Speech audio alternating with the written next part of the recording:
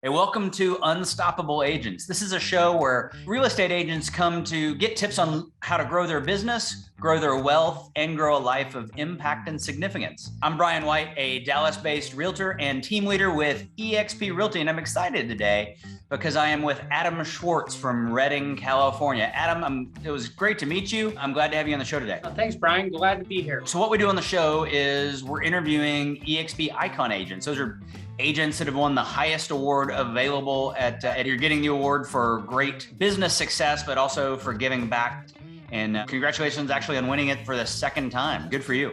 Thank you.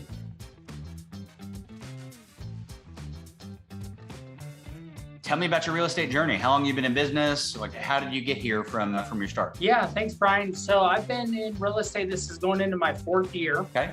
So my first 2 years, I was on a team as a buyer's agent, and almost my first year, it was about a year into it, the broker, the guy I was with, he switched over to EXP Realty. And so I was under him as a buyer's agent, like on a team. So it would be my third year in a row getting ICON, but you can't get it when you're a buyer's agent. And then, yeah, been with EXP ever since, love it, and just excited to be part of it. Good for you. Good for you. And great to have that kind of leadership and mentorship kind of bring you on board. So you got started on a team. Was it the team that caused you to get into real estate? What was it that attracted you to the business? No, honestly, I was in restaurants. So I worked the restaurant industry for probably 10 years. And the last couple of years, I bought my second house. And one of the lenders that I use, he's a buddy of mine. And we just talked about actually getting into lending. And then I didn't want to sit in an office. I like going out and seeing people and doing things. So he introduced me to the gentleman I went to be on his team, and just started the schooling and got through all that and got my license and just hit the ground running. What I'm hearing is from the restaurant industry, you were already used to crazy hours and things being all over the place. So real estate was an easy transition. It was, nights and weekends, lots of night weekends, lots of handling multiple things at once, customer complaints, dealing with just making sure the client's always happy. So I think that's one of the biggest things is how to juggle multiple things at once, while also making sure whoever you're serving, you do it at the highest level to provide a really good service.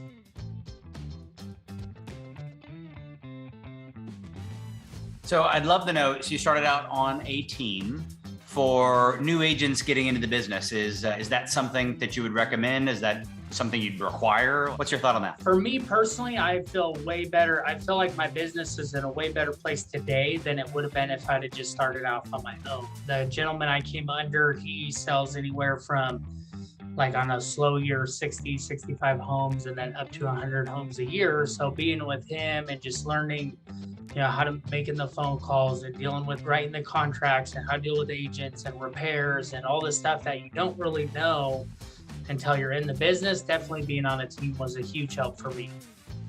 That's great. I think so many people that you talk to are more concerned about I'm paying a split or they're getting a piece of my income. And it sounds like you think that the value and the benefit that you got out of that relationship far exceeded anything that you might have shared. Absolutely. And for me, it was about, I think you need a good foundation in real estate. And so actually from going into my second to my third year, I thought about staying on a team. But I went back and I tracked all the numbers, and almost half of the transactions, I closed 53 in my second year 58 in my second year on a team, and almost half of them were referrals. So I said, all right, if I can do just half by myself, then I'd be in a really good place. But definitely being under somebody that provided the leads and the coaching and the training, those first couple of years definitely set me up for success. My year 3 and going into year 4, by far, I had a better database, more past clients, more just sphere of influence that I could work with to help keep the business going. That's awesome. I mean, at 58 transactions, you are a team leader's dream. That is good for you. You're running a heck of a business.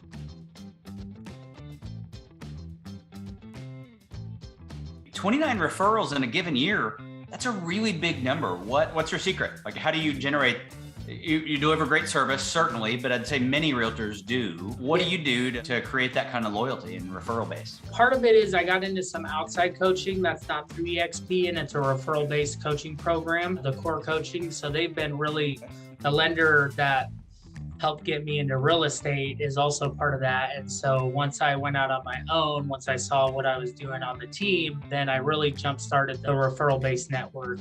And I think a lot of it is most realtors that I talk to never call their past clients, or very rarely call their past clients, and don't know how to ask for referrals during the process. And so it's just learning the times to ask, how to say it so you don't sound cheesy or like you're begging for something. It's just I want to provide you with a really good service.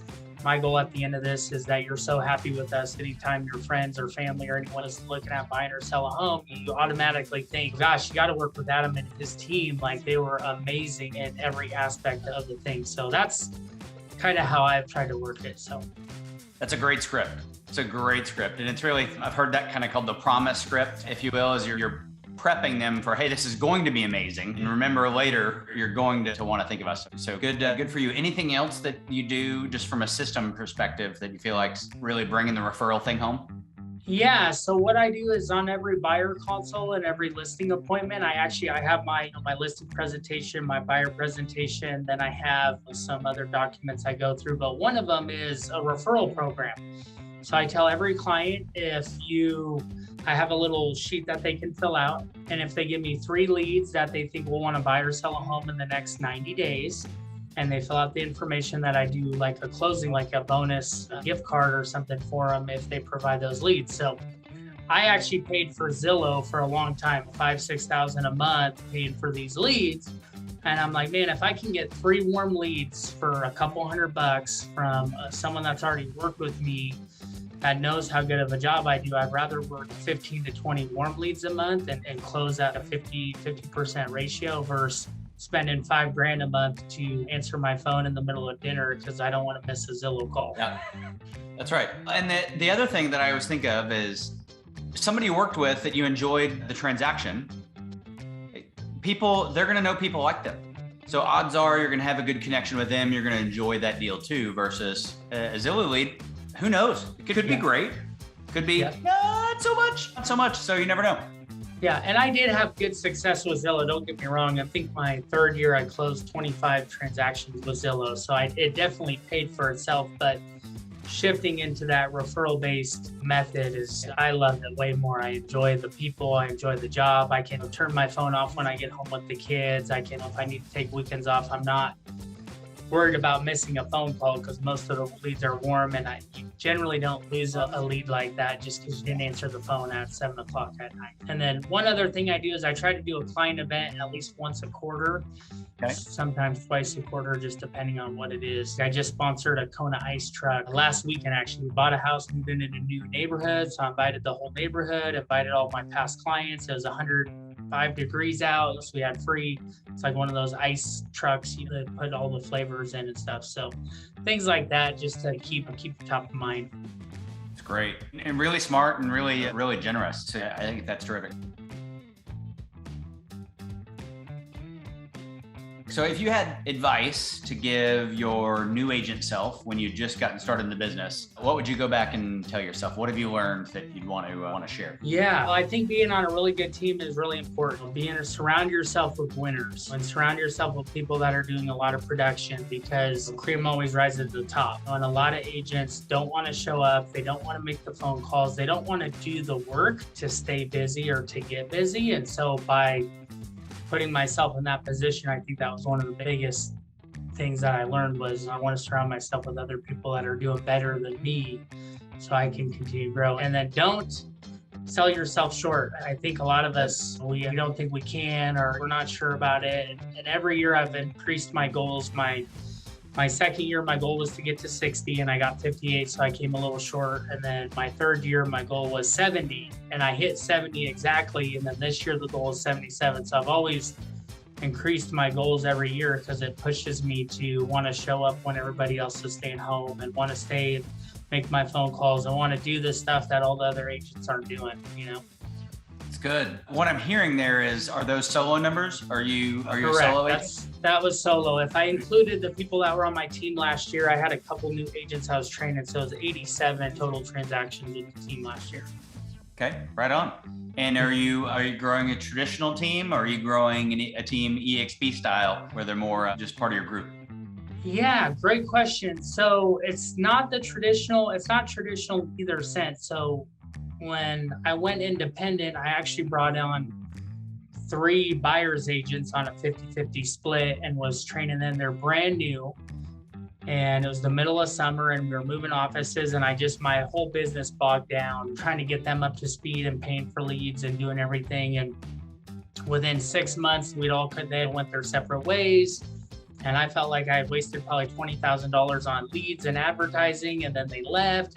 So now I restarted my team towards the end of last year, and I have an administrative assistant that does all my daily paperwork. And then I have a transaction coordinator that handles all the files once we're in escrow. And then I just brought on a buyer's agent who strictly helps with showings and inspections and final walkthroughs, and really takes the time, gives me some of my time back so I can work on sales generating activities. So he is a salary employee, and then he gets bonuses for every transaction that we close. And what I've learned is a lot of the guys that are go-getters, they don't stay around forever. So we have hey, I'm going to train you and I'm going to teach you how to make over $100,000 a year. I want everything you got for the next 6 months to a year so you can help me grow my business.